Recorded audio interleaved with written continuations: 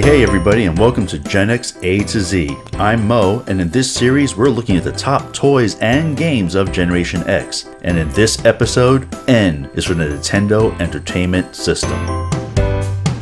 The early 1980s was a dark time for video games. Since the release of the Atari 2600, it had been 8 years since someone had come out with a console that really wowed the public. When all hope seemed lost, Nintendo, a company that previously was known for creating arcade games, entered the market with the Nintendo Entertainment System, or NES, and it changed the market forever. The NES was released in late 1985. It began life as the Famicom 2 years earlier in Japan, which stands for Family Computer. It was originally designed to be a cartridge-based console, but could be used as a full-fledged computer with the addition of a keyboard and a floppy disk drive. That idea was put to the side, and they decided to focus on it just being a gaming console. The original plan called for it to be sold under the Atari name of all things, but that deal fell apart, and so Nintendo decided to market it on its own. The NES was a real game changer, not just in the way it was designed, but even in the way it was marketed and sold. Consumer confidence in video game consoles was at an all-time low, and so Nintendo decided that all of their games would have more realistic artwork on their covers that showed what the graphics actually looked like instead of the over-stylized boxes that were so famous for the Atari 2600. They also saw that the huge number of second-rate games that came out for the 2600 really hurt Atari's reputation. So Nintendo instituted the official Nintendo Seal of Quality. This really helped boost consumer confidence because every game produced that had that seal met certain standards that Nintendo set. Nintendo also limited even the number of games that a company could come out with in a given year.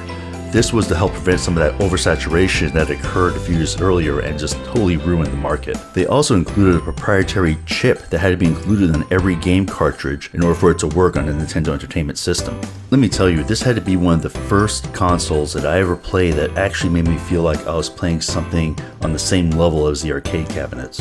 And the games they came out with were original, different, and most of all, they were just fun to play. I'm sure you can find anybody who owns an NES, and they could tell you about the many hours they spent playing either Mario Brothers or Super Mario Brothers. And I can't tell you how thrilled I was when they came out with their laser gun so I could play one of my favorite games on the NES, which was Duck Hunt. By focusing on quality and originality and just fun of playing the game, Nintendo has created some of the longest enduring gaming franchises out there. Games featuring such iconic characters as Mario or Link are still really popular even on the modern Nintendo systems. And no look back on the NES would be complete without talking about Rob, or the Robotic Operating Buddy. It was a peripheral that really had very little utility but attracted a lot of attention for its novelty.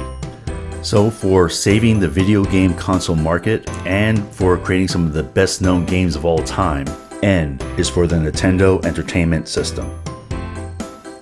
Don't miss the rest of this A to Z series. Click right here to subscribe and enable those notifications.